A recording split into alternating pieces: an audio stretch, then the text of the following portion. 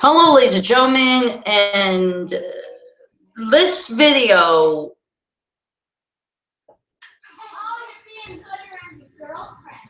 that I'm doing now,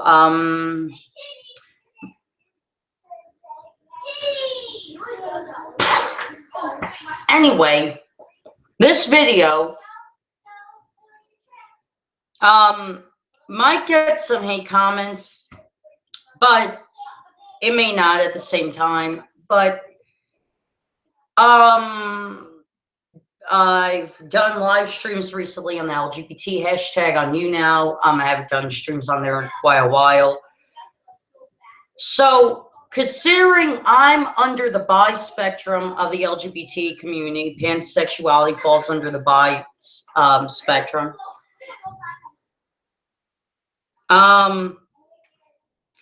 Now there was a big brouhaha on all these. Anyway, there's never mind the background.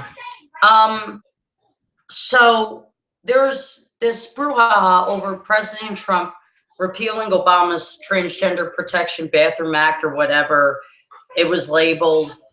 But anyway, I want to discuss the good and the bad about this, because there is some good that comes out of Trump repealing this Transgender Protection Act. Let's start with the good, and then we'll get to the bad. There's more with the bad than there is with the good. But anyway, let's get to the good. What's good about this is any creeps, and let me specify, when I say creeps, I'm not talking about transgender people. No, I'm talking about those who say that they're trans, but who really aren't, but who dress in drag and all that, and just decide to walk into the women's bathroom or women's locker rooms, you name it. So in a sense, it takes the loophole from the creeps away. So transgender women and biological women are protected from sexual assault.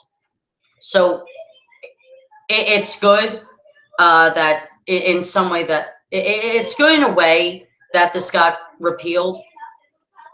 But there's also bad to it, because if there's good, there's always a bad side.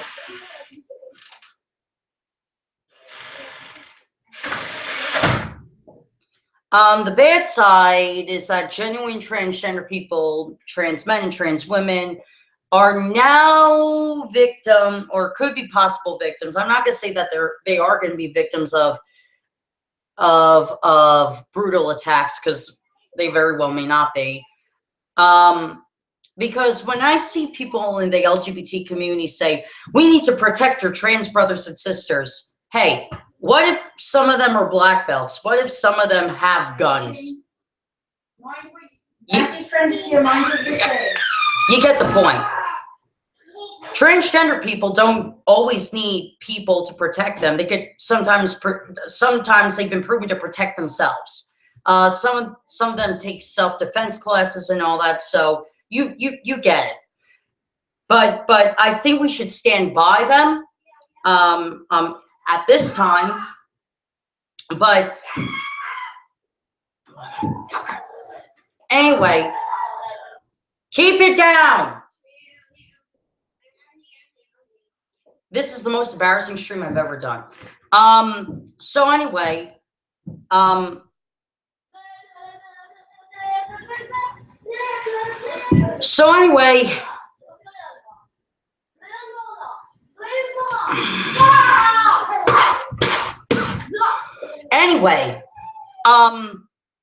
so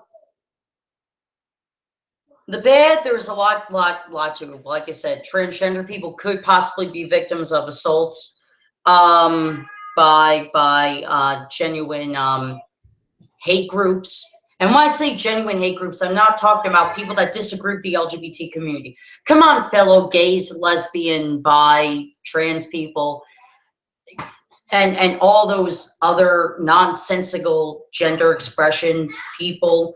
And I say nonsensical because those genders don't even exist. This is coming from somebody who's pansexual. Look,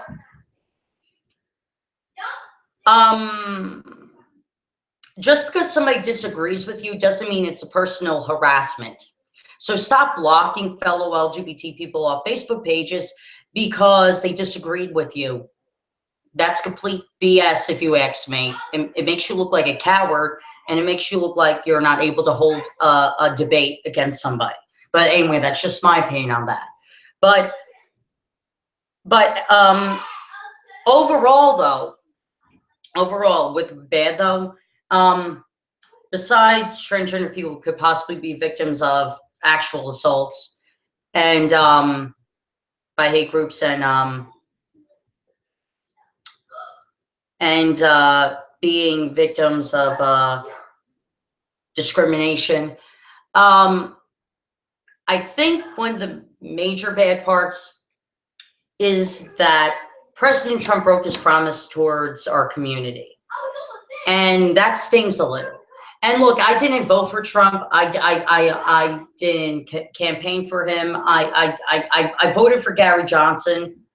But the thing is, though, what I was more worried of a Hillary Clinton presidency than a Trump presidency, to be honest. Because Hillary Clinton showed no signs of compassion towards the LGBT community. She showed no signs of compassion towards the Black Americans or Hispanic Americans. She showed no true compassion towards any groups. But Trump did show some compassion. He actually showed that he does care about all Americans, or he at least played that role, and that's what made a lot of gay, lesbians, pansexual people, bi people to vote for him. But it's the fact that he broke his promise towards trans people, more specifically, that stings. I mean, who else under the LGBT community is going to be next? Really? I don't think bisexuals and pansexuals like myself are going to be affected, because since some of us are more straight than gay, so that's most of us anyway. But since most of us are more straight than we are gay, we could get by in life very easy. But for our lesbian and gay brothers and sisters who have no desire to be with the opposite sex, this is going to be a bit of a scary time for them, I think, anyway. But I'm not sure yet, so I'm not going to jump to that conclusion, but that's just my guess. But there, in a way, though, like I said, going back to the good part, at least there's the loophole for creeps is gone. So a weird guy that just says, I want to get dressed up in a dress and say I'm transgender, walk into a women's locker room or a women's bathroom in public, they won't be able to do that. So they'll be able to they'll get arrested for that. So like I said, with this whole thing, there's a good and bad side. There's a good and bad side. That good side is that one thing. So in a way, that is good. But in the other way, in a lot of ways, it's bad. But I do want to shed light upon Chris Cuomo here. Now,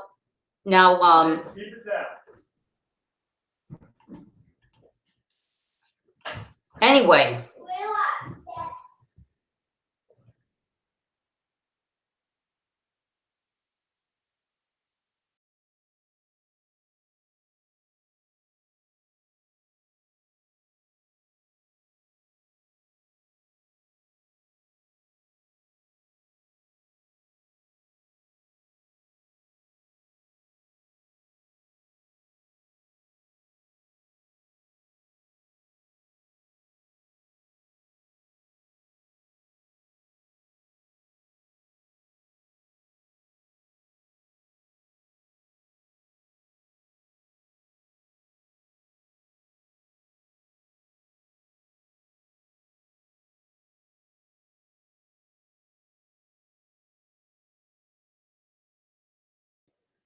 Anyway, got cut off, like I said. I admire Milo Yiannopoulos because of his bravery and all that, because he basically is taking all the shit towards him.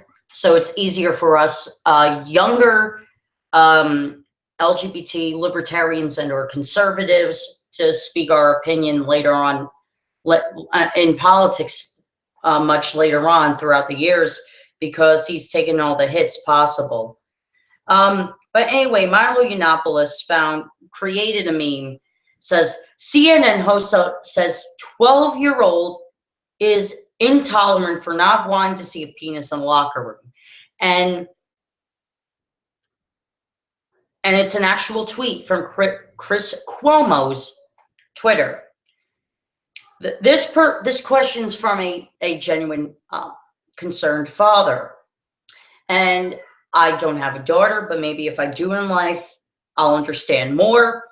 But see, here's the thing. You're not really concerned as much about young boys in society, like in school and all that, as much as you are young girls. Because young girls seem to be the most vulnerable to harassment and all that instead of boys. And that's just a societal thing in general. I'm not saying that boys can't be harassed. They can, but not to the degree that how girls treat each other, how some bullies treat girls. You get the point. And I've seen enough times to know this is true. And so this concerned father asks Chris Cuomo from CNN, what do you tell a 12-year-old girl who doesn't want to see a penis in the locker room? And of course, he's referring to middle school, high school, you name it. Well, in this case, middle school, but it can also apply to the high school scenario as well. And this is Chris Cuomo's response. And this guy's really sick in the head. He's 46 years old, father of 3, I think 2 sons and a daughter, or 2 daughters and a son. Either way, he has 3 children, so he should know better than what he responded. This is how he responded. I wonder if she is the problem, or her overprotective and intolerant, or her overprotective and intolerant dad teach tolerance. Yeah, because like I said, the good side of Trump repealing Obama's Transgender Protection Act is that it prevents incidents like this from happening again. Because when you pass laws like this, you're going to have a lot of creeps who are going to take advantage of this. And these creeps are not going to be transgender people. These creeps are going to be the people who say, oh, there's a law protecting transgender people. I'll get up in a dress, even though I have facial hair, and I'll say I'm a woman. And it's just disgusting that came out of his mouth. And everybody on the left and right is pissed at him, and rightfully so. I mean, like, it makes me sick to my stomach that a guy 46 years old says, oh, well, girls should just see, you know, a male genitalia in the girls' locker room. No. Vagina equals female, penis equals male. And when somebody who's transgender and they go full circle and they're playing the big surgery, you know, when their genitalia is still male or female. Their body or their transitioning body might say male or female, but their genitalia says otherwise. Their genitalia says male or female. And this is simple biology. And I see people in the LGBT community that are afraid to use biology. I'm sorry, but don't be afraid to use biology. Biology is a part of life. Penis equals male, vagina equals female, but that's besides the point. But yeah, it's kind of just, the whole thing's disgusting that came out of Chris Cuomo's mouth. But everyone was going after him for it, including Mark Dice, who's an extreme alt-right conservative. I disagree with him for the majority of the time, but in this case, he's like, you're a really sick man for saying that. He is. Anyway, I hope you guys enjoyed the video. So until next time, see ya, and yeah.